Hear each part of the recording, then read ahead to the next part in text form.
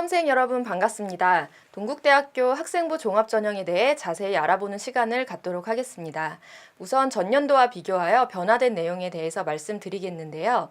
2018학년도 동국대학교 입학 전형의 가장 큰 변화는 전년도 60%대였던 수시 모집이 71.8%로 확대된 것입니다.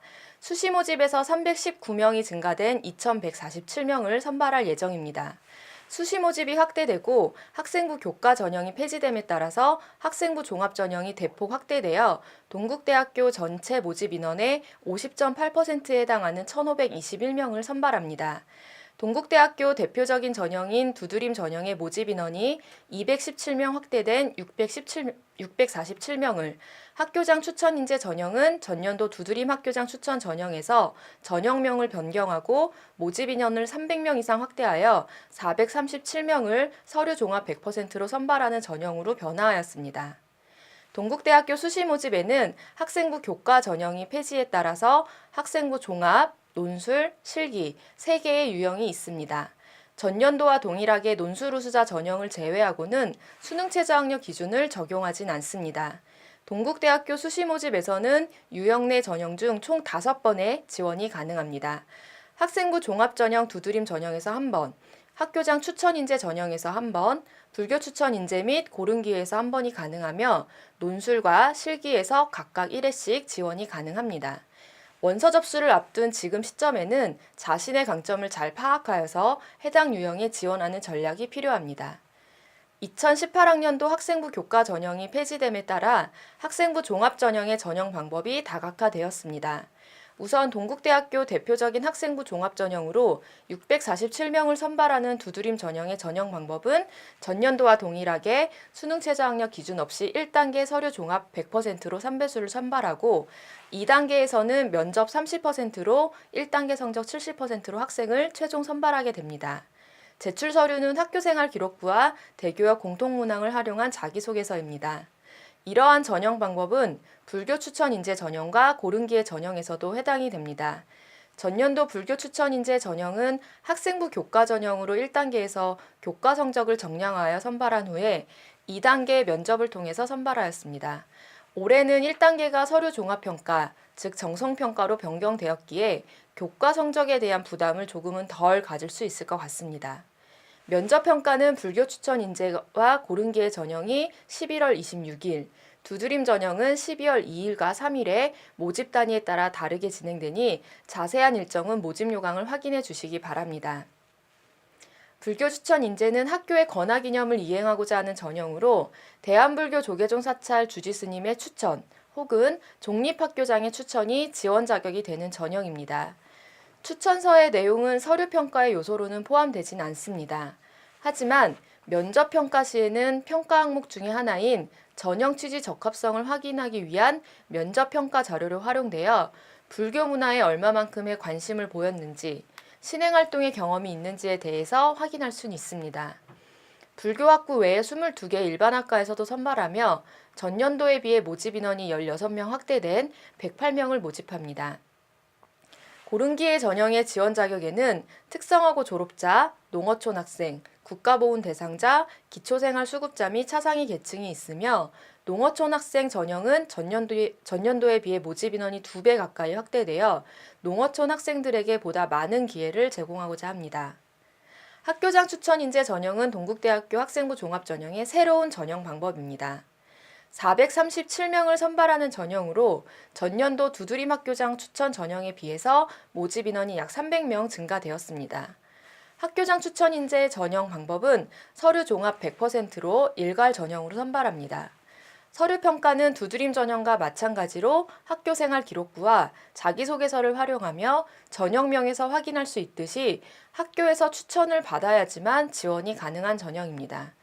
전년도에는 전국 고교를 대상으로 해서 고교별로 3명의 추천을 받아 132명을 선발했던 학교장 추천 전형의 경쟁률은 약 17대 1로 매우 높았습니다.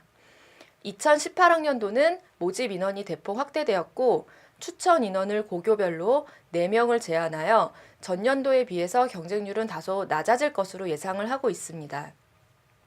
주의할 사항은 모집 단위의 계열을 기준으로 영화영상학과를 포함한 인문계열에서 2명, 자연계열에서 2명 이내에서 추천이 가능하며 고교의 추천 내용이 없을 경우에는 지원 자격 미달로 불합격 처리가 됩니다.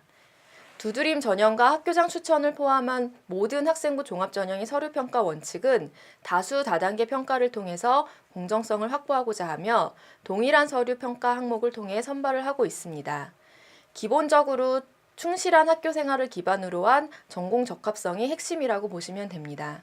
서류평가 항목은 지원 동기 및 진로 계획, 자기주도적 학습 능력, 전공 적합성, 인성 및 사회성이며 각각의 평가 항목에 세부 평가 항목을 2개씩 총 8개의 항목으로 평가합니다. 평가 항목에 대한 자세한 내용은 입학처 홈페이지에 학생부 종합전형 가이드북을 참고해 주시기 바랍니다. 동국대학교의 대표적인 학생부 종합전형인 두드림 전형과 학교장 추천 인재 전형에 대해서 비교하여 설명드리겠습니다.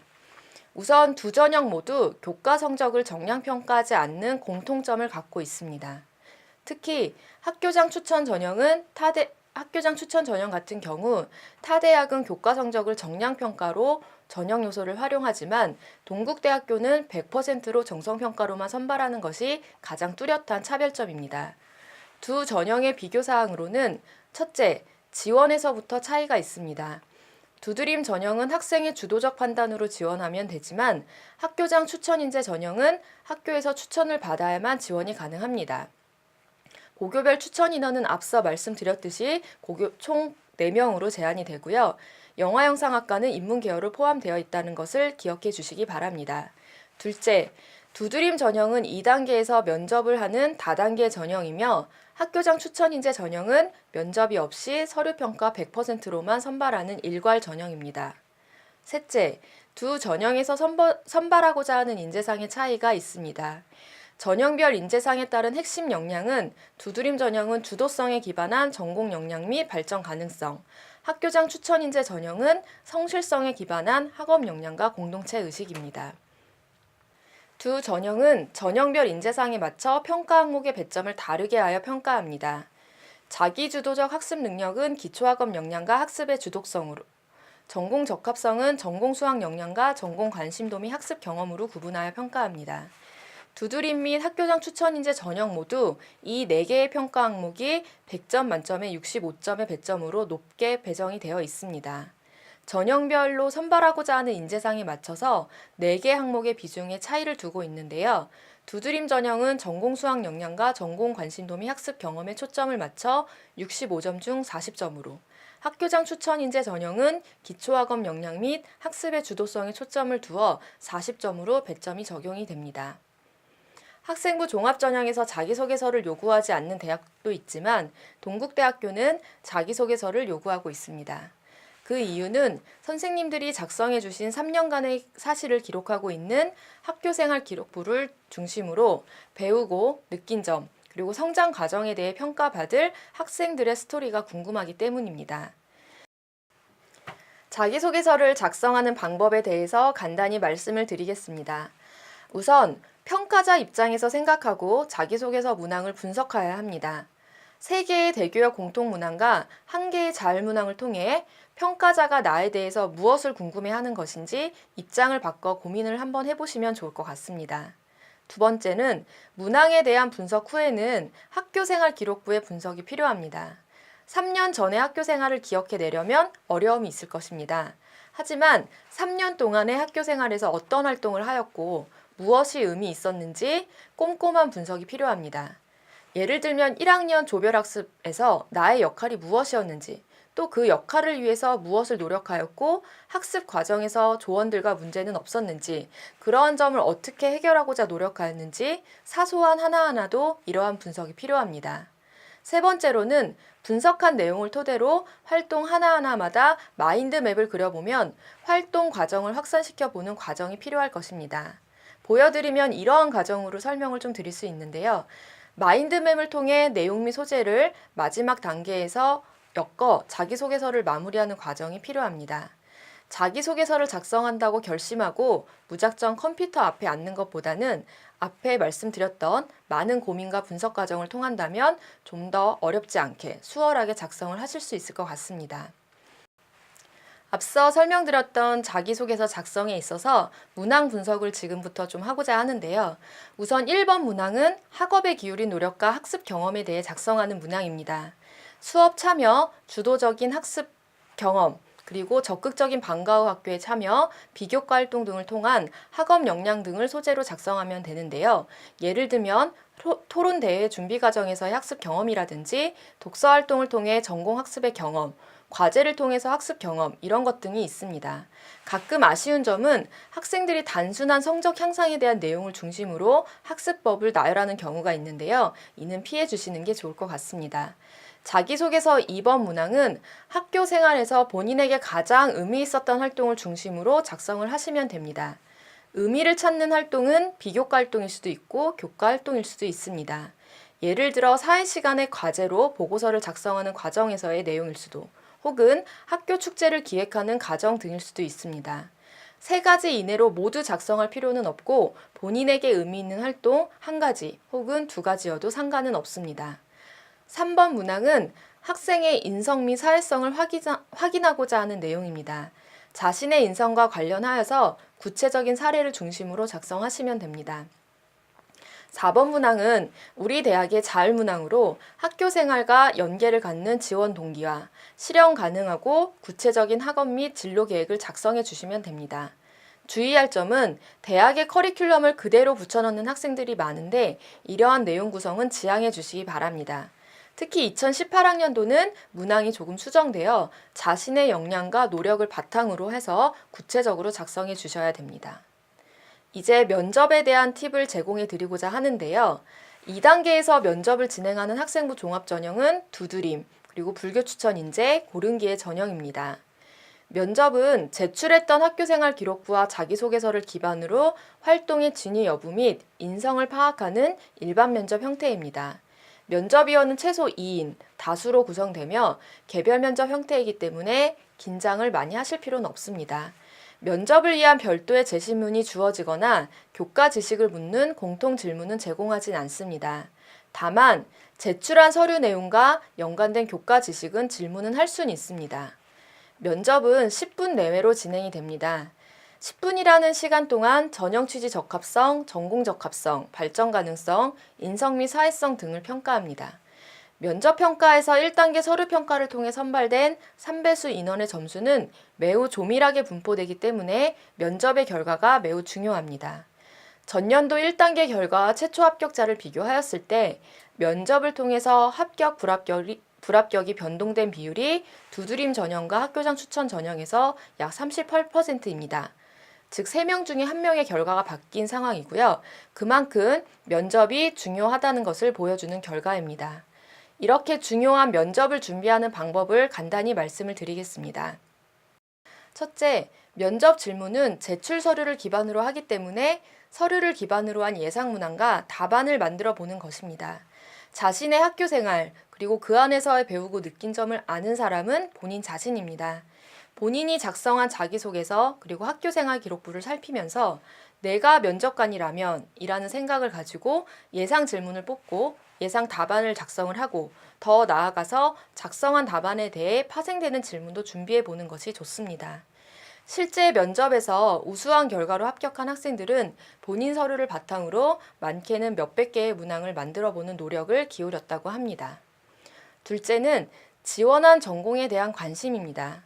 면접의 주요 목적은 우리 대학 그리고 해당 학과에 들어올 만한 학생들을 발굴해내는 것입니다. 따라서 본인이 왜 이 학교에 그리고 이 학과에 입학을 해야 되는지를 설득해야 합니다. 이를 위해서는 가장 기본적으로 지원하는 대학과 학과에 대한 정보를 충분히 숙지하고 자신이 이에 적합한 인재임을 학교 생활을 통한 역량을 중심으로 강조하는 것이 필요합니다.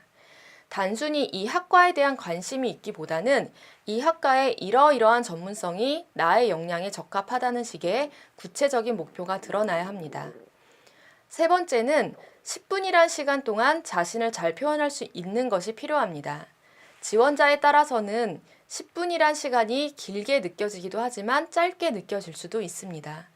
대부분의 면접을 진행할 때 평가자들은 지원자들의 긴장을 풀어주기 위해 시작 시 인사말 혹은 짧은 자기소개 등을 시키기도 합니다. 마지막에는 준비했거나 어필해야 하는 부분에 대해서 하고 싶은 말이 있는지를 하면서 마무리를 진행을 하는데요. 이러한 짧은 시간에 자신을 잘 어필하기 위한 준비가 필요합니다. 이러한 내용들이 잘 준비되었다면 마지막은 연습을 통해 자기를 표현해 보는 것이 필요합니다. 아무리 면접이 비교적 쉽다 하더라도 그 상황을 즐기는 사람은 없습니다. 면접 문항과 답안이 내 머릿속에 있을지라도 그 긴장된 상황을 뚫고 조리 있게 말하기라는 것이 쉽진 않은데요. 자기를 표현하는데 주저함이 없도록 끊임없는 연습이 필요합니다. 연습 방법으로는 친구들과 직접 해보는 것이 방법이고, 대학에서 제공하는 모의 면접에 참여하는 것도 방법일 수도 있습니다. 면접 예상 질문을 뽑는데 다음과 같은 예시를 들어드릴 수 있습니다. 보시면 확인을 하실 수 있을 거고요. 추가적으로 학생부 종합전형 가이드북에 전년도 여러분의 선배들이 면접에서 받은 질문이 안내되어 있으니 참고하시면 좋을 것 같습니다. 이상으로 동국대학교 2018학년도 학생부 종합전형에 대해서 살펴보았습니다. 동국대학교는 입학처 홈페이지를 통해 전년도 수시 모집 결과를 전형 및 모집 단위별로 상세히 제공하고 있습니다. 전년도 결과와 모집 요강, 그리고 전형별 가이드북을 활용하시면 입시 준비에 많은 도움이 되실 것 같습니다. 우수 인재를 선발하여서 열린 교육을 통해 세상의 변화의 중심이 될 참사람을 키우는 동국대학교에서 꼭 뵐 수 있기를 바라며 건강하게 수험 생활을 마무리하시길 바라겠습니다. 동국대학교에서 다시 만나길 기원합니다. 감사합니다.